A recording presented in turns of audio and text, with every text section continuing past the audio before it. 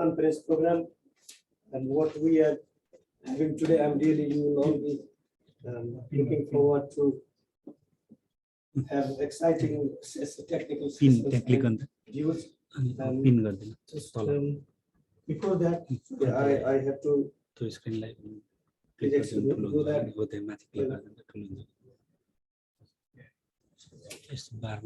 Before that, I'd like to call upon His Excellency, Mr. Ambassador for your inspiring and insightful speech, which we are eagerly waiting long. And thank you for giving us your time despite having to wait for long.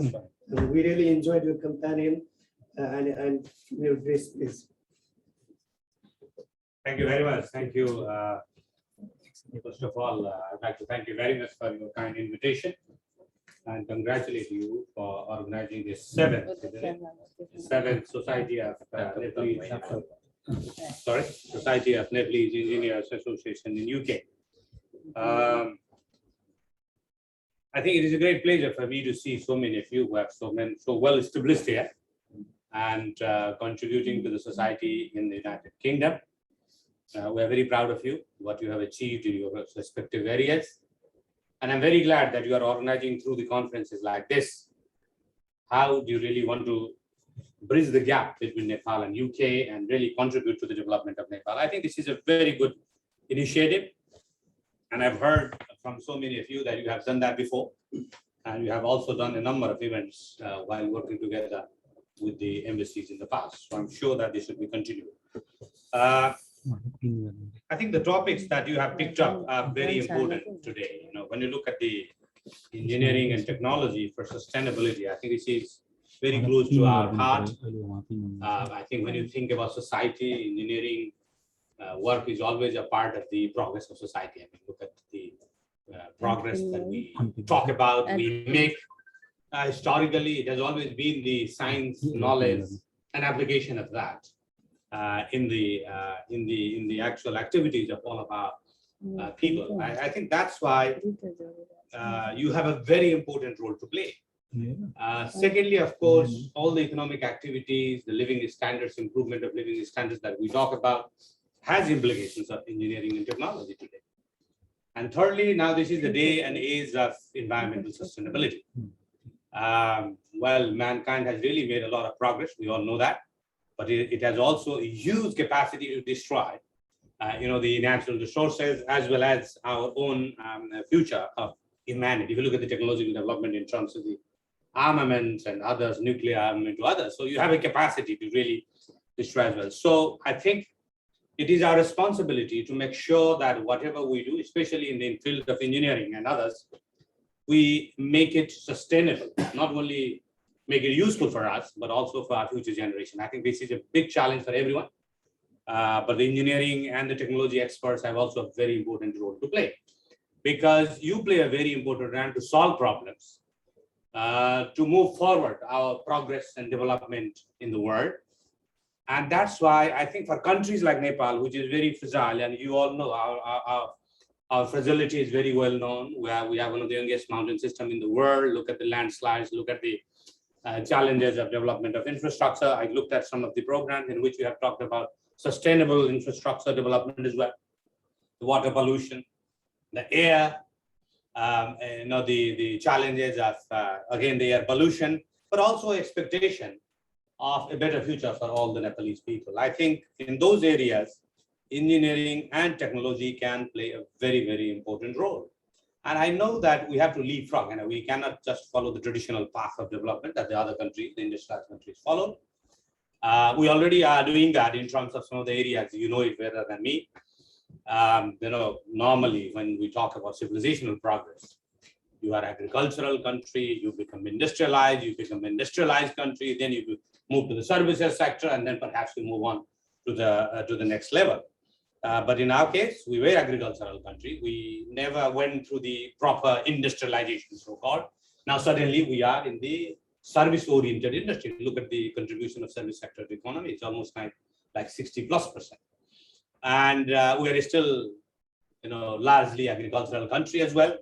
but then the role of the industrial or the manufacturing is very limited. If you look at the manufacturing, it's 5 to 6% of the total GDP. So we have leapfrog, and that's because of the technology and all of that, and the globalization, the liberalization, and technology. Therefore, I think it is very important for us, the type of the expertise that you have, the contribution that you are making to the United Kingdom, and perhaps you may be already doing that at your own level to Nepal through your institutions, through your collaboration with many of the, I was talking to many of you, you are already doing it. Perhaps we can do it in a bit more institutionalized manner and a larger scale in the coming days. And I hope that some of the topics that you have picked up, like Metro Rail, I can see here, issues and challenges of adopting cloud governance, issues related to, as I said, the aerial research and others. I think they are very important for us.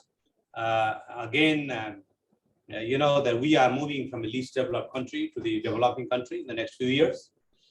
If you look at the overall development, we can always complain about how much we have made progress and how much we have not made progress. But you look at some of the indicators, we are doing very well, by the way. Human development indicators in Nepal are really very good. Look at the health indicators, look at the education indicators of the last 20 years. I'm saying this because I'm also trying to compare with some of the countries in similar situation, because they have done that at the global level.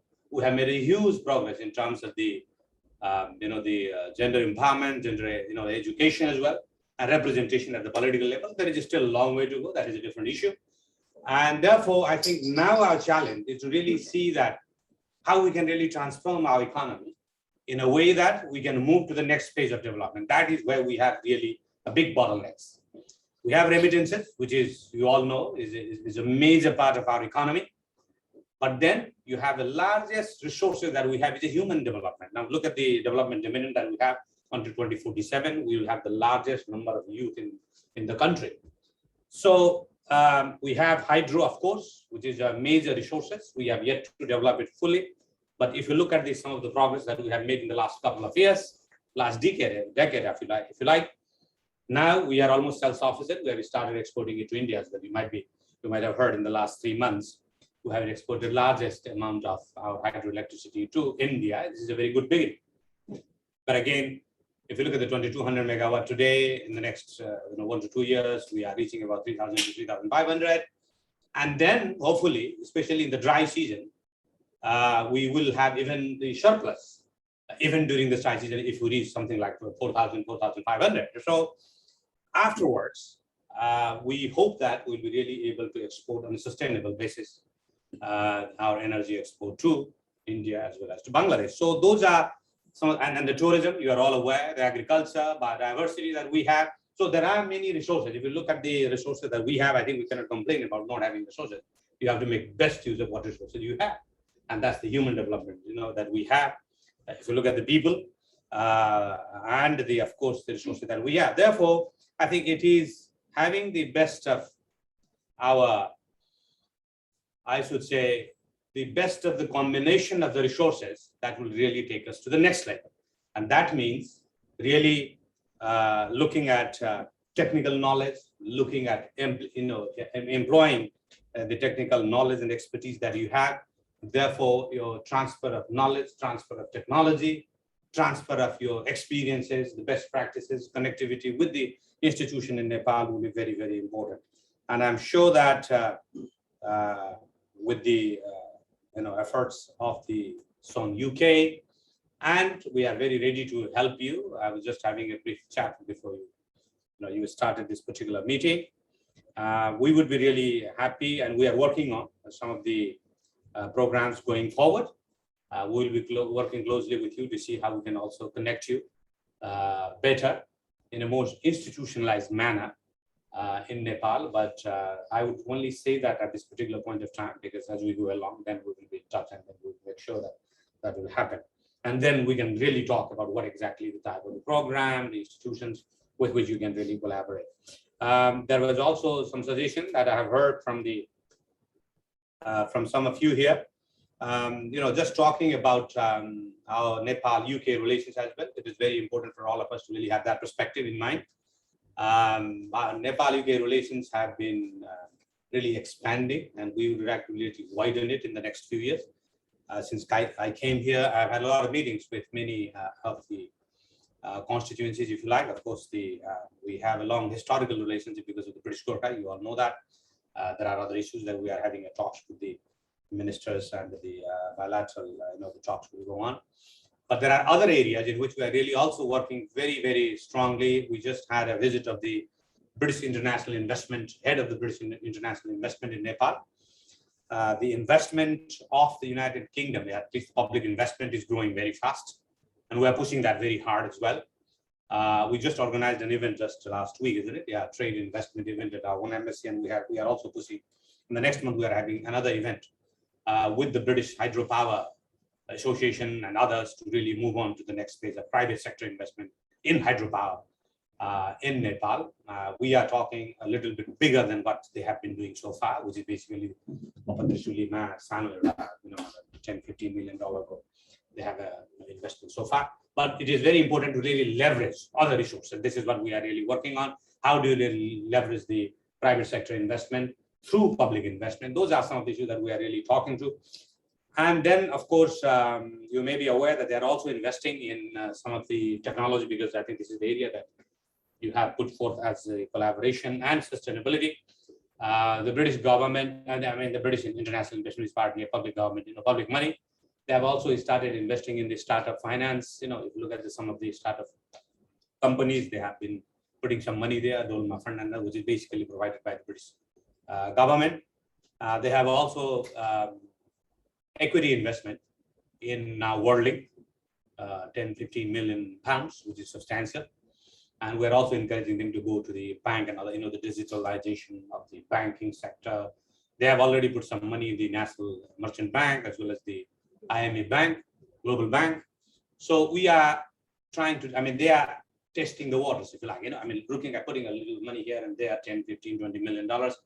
But we are hoping that this will trigger even higher level of investment, both public as well as private. And this is what we are pushing very hard. And we are at a very good meeting with the British International Investment head, who just, we encouraged him to visit Nepal, and they just come back from a visit to Nepal. So just to give you a bit of idea about, the public sector involvement of the UK government in Nepal, and then the diversification. As I said, yes, Britain is still one of the largest development partner, but you also know that there are many challenges.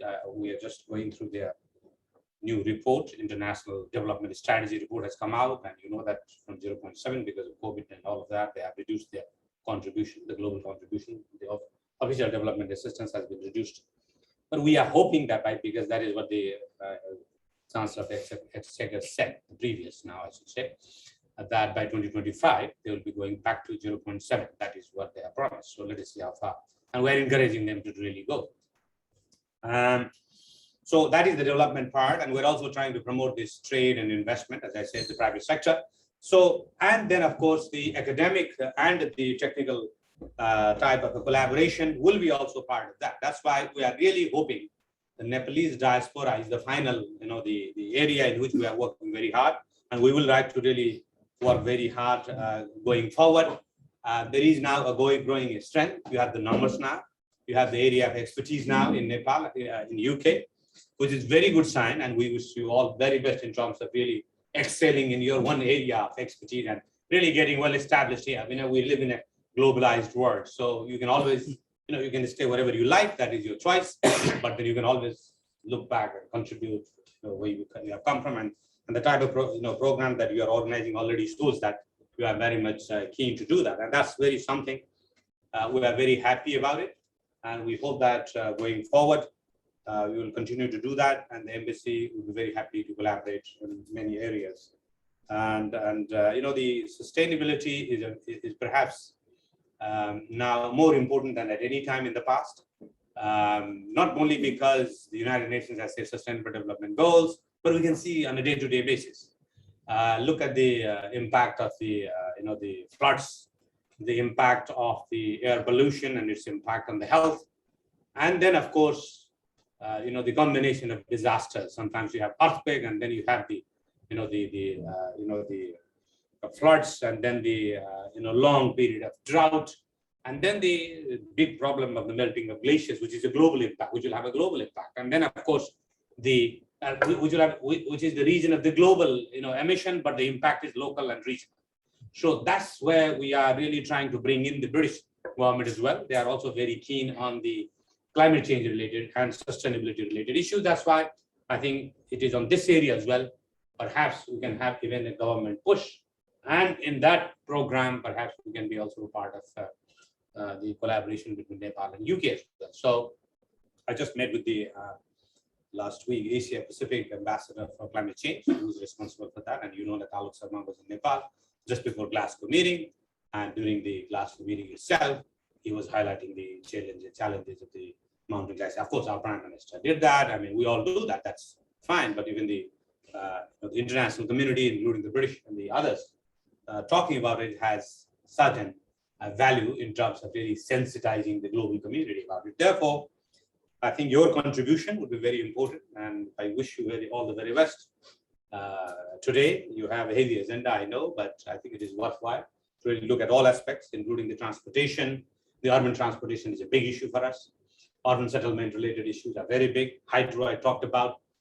The agriculture, the food security issues, energy, of course, a big issue for everyone around the world, especially now that the price of gasoline and everything is now shooting up. And therefore, I think when we think about energy security, sustainability, and all of that, we all have a very important role to play.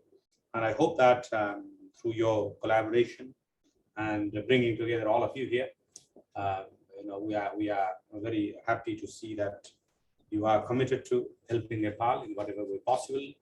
And we are also ready to collaborate with all of you, and wish you all the very best for your successful program today. Thank you very much.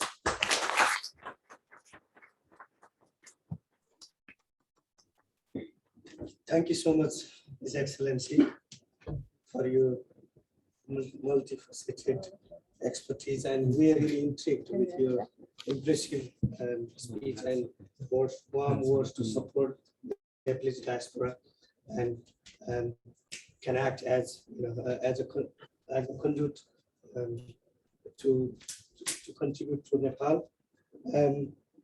I think from his global experience, I think we are really thankful to hear from you about all the development going on, about health issue, education, resources, being engineers and water resources engineer. I was really impressed and intrigued by your hydro, impeccable data and knowledge, and your thoughtful and insightful instruction and a roadmap. It's really, we are really thankful to have you here today, and it's our privilege. And without further ado, I would like to thank you so much. Thank you for the precious time, and we expect if you could visit, observe our position, that would be. I'll try. It gives you what we are trying to do, and you rightly touched there our ethos and our objective of the organization as reaching the Nepal to foreign diaspora, where Nepalese engineers, wherever they are living, residing in foreign lands, and technology transfer that's rightly we are trying to achieve through the collaboration and collaboration with organizations, and the embassy of Nepal, London, UK can play a big role. We have found you as really supportive, and as a continuation of our previous collaboration with the embassy, we expect it will get another height during your tenure, and we will also, we will expect and we'll try to be in contact with you all the time. Thank you for your support and your warm words to inspire all of us. I'm sure you all will have inspired and intrigued by his insightful speech. Thank you. I think once again, to get to this level, to get to this point, our coordinator for this conference, Narad Bhandari sir, unfortunately he couldn't be here today because of his health condition, and I'm also struggling with my throat. Please bear with me. My voice is not supporting me today, but you are that your gracious generosity. I'm sure you'll excuse me. Um, Now, I would like to say a few things about this conference. Our conference committee, especially under the coordinatorship of Nara Bandari, has tremendously worked tirelessly days and nights, and the planning has gone into, since last year. And our chairpersons, our authors, our reviewers, our executive members, they all have put their efforts and time to get to this level. And we're really proud to be part of this, and we're really proud to have all of you today. And the credit all goes to our conference team, especially Nara Bandari sir, which will hear from him shortly. And for I must thank my own colleagues and for this beautiful design and posters and all this, our editing committee, including our chairman and Mega Powder. She has done a brilliant job, which we are now selling, and we have been visible to all of in a wider community, I would say.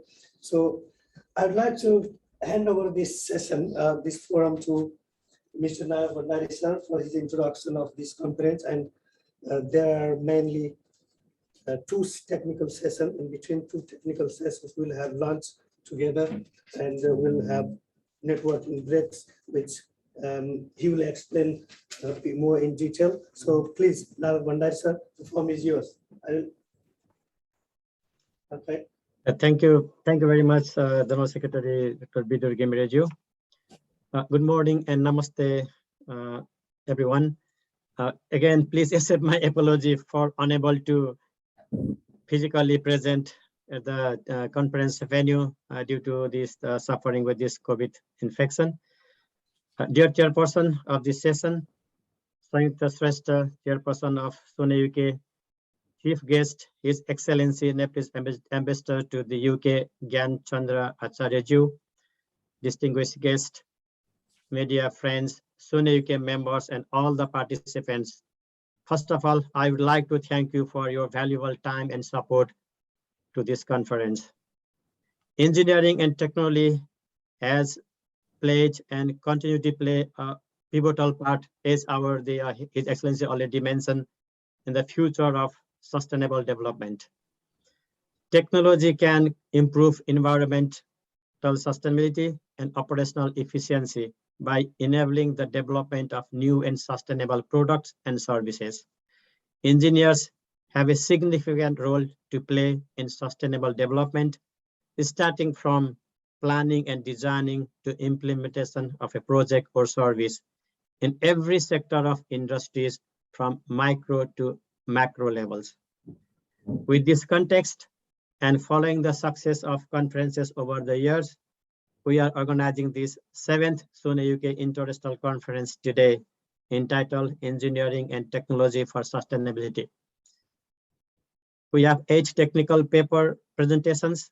Some are physically at the venue itself, and some are video recording presentations remotely, mostly related to Nepalese context and include topics ranging from the impact of air pollution, sustainable and integrated transportation, including Kathmandu Metro, to safety practices and their improvements. Recommendation of establishing a national ground research practices and their improvement, and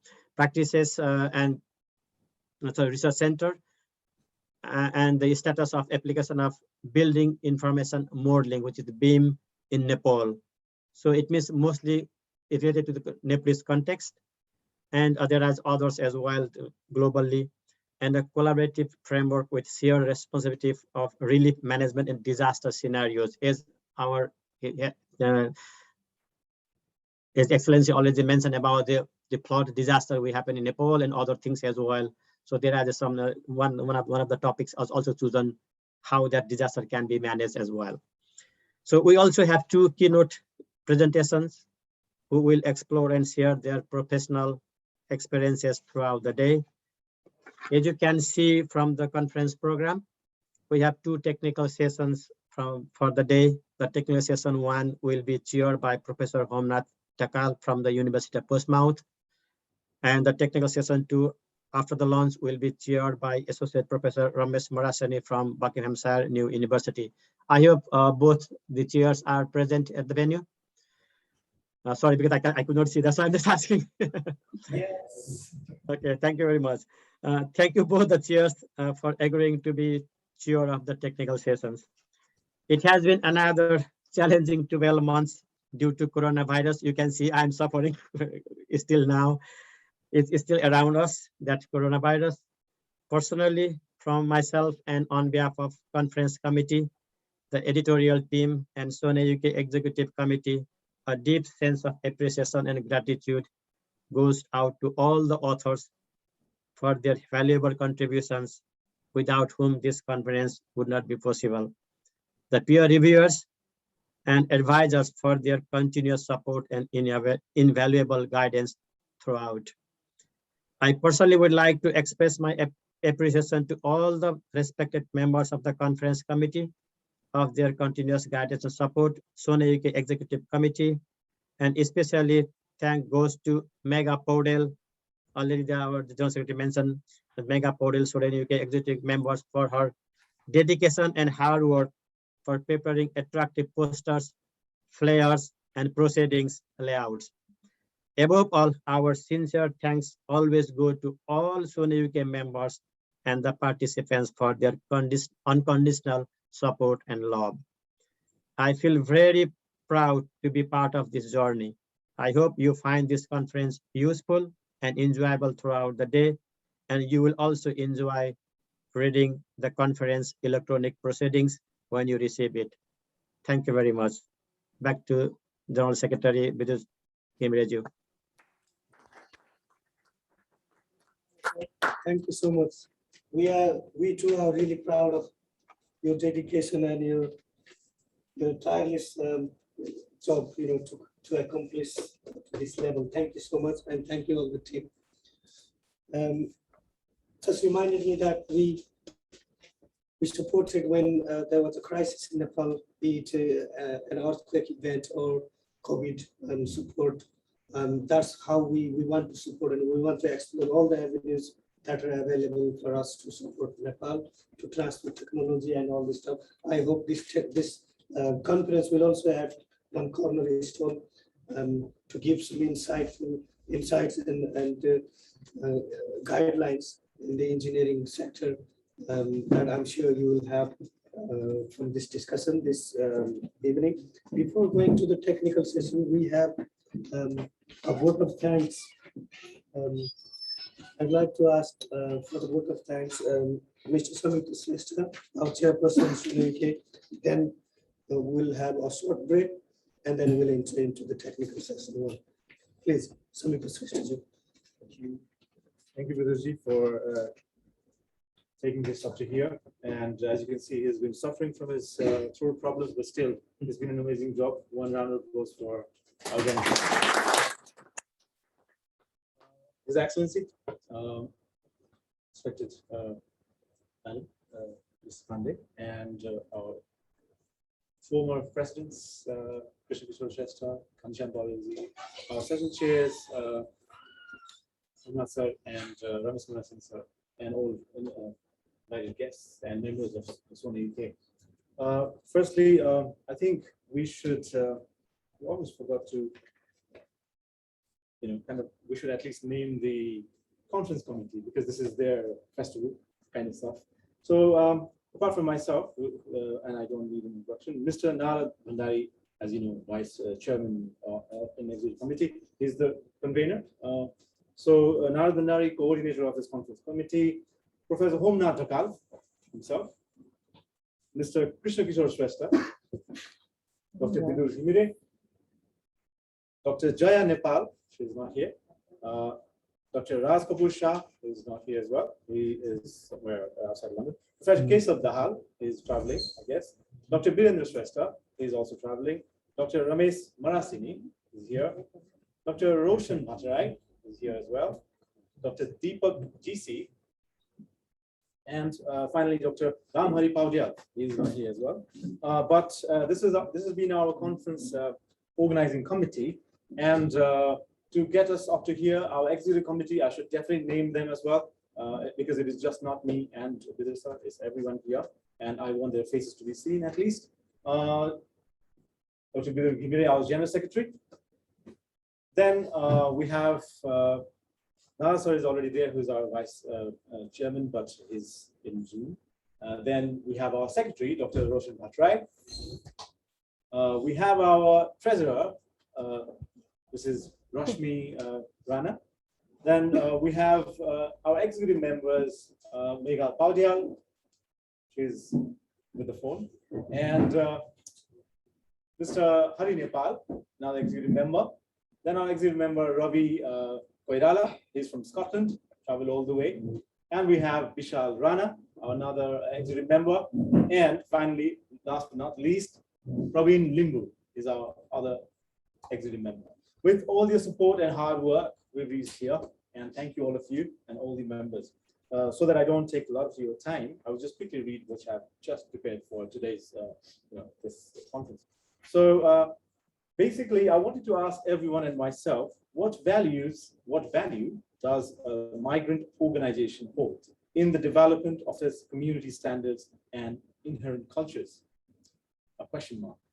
This is a question of self-realization and collective benchmarking for a less studied and a more challenged global society like that of Nepalese population spreading worldwide.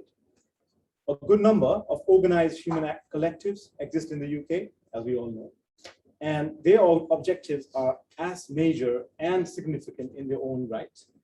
However, I definitely see a lot of ground for executional improvements and add deeper meaning while also getting tangible results. I guess a conference like this could add another milestone to getting those kind of tangible results, and we'll see how it goes, basically, the rest of the day.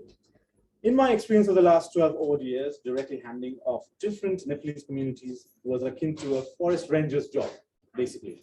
You see, in the woods, one gets to see different types of old, tall trees, bushy plants, and even layered algae. Some are strong, while others are reliant on them. However, every single person is capable of supporting each other. So this is the fact that I've seen, and this mixed structure identifies any social segment, be it engineering, be it anything, right? But it is their coexistence that beautifully defines their wholesome natural value. As the chairperson of SONEUK for the last 2 years, my ambitions have always been no bigger than to bring them all together and help them run our engineering ecosystem. That's all I aimed all these years. It is indeed a matter of great pride that the SONEUK conference, the only purely technical and long-standing Nepalese academic endeavor of its kind in the UK, I would say, through all highs and lows, is successfully delivering its 7th edition. This is our 7th conference. We should be really happy about it and proud. This technical festival of the engineering community is also being recognized far and wide with an overwhelming contribution. I must emphasize this, with an overwhelming contribution from Nepalese engineers from outside the UK, not just Nepal, which has multiplied our responsibility manifold, besides being something to be truly happy about as a member of SONEUK. After 5 physical and 1 virtual arrangement and a pandemic that challenged our personal, professional, and public lives, fortunately, we are back to the normality of a physical conference now in 2022. While I was growing up, both professionally and socially under the shadows of SONEUK, I volunteered, presented, and organized what has now become a ritual amongst the Nepalese engineers in the UK, which is this conference, right? I must remember the massive efforts put up for the previous many years by Dr. Birendra Shrestha in laying strong foundations of this program, which is this convention. I have no doubts that our current convener, Mr. Narad Bhandari, has outperformed all our expectations in delivering content which has huge academic and research value within the engineering sector of Nepal. It is this kind of unmatched opportunity to contribute to Nepal that is most valuable about being a true member of SONEUK. Society of Nepalese Engineers in the UK. This conference is indeed one more important takeaway for my team before we terminate our tenure next month. It has been a great experience serving you all beyond my preference and prejudice, and all I am confident that our members will appreciate our efforts while forgiving any unintended mistakes. I was here to serve you all, and my aspirations and my team's aspirations are independent of time and space. So this is me signing out for today's conference. Your chairperson, SONEUK. Thank you very much.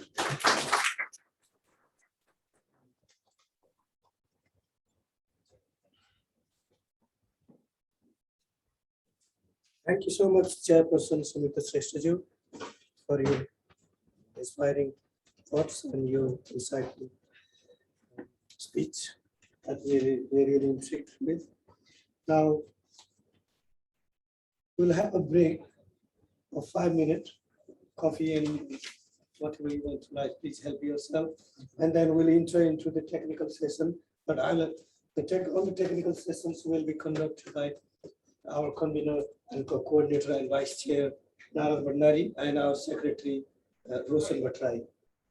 I'll hand over the forum, the technical sessions to them, and I'm disappearing from this responsibility. Thank you so much. Thank you for your patience and thank you.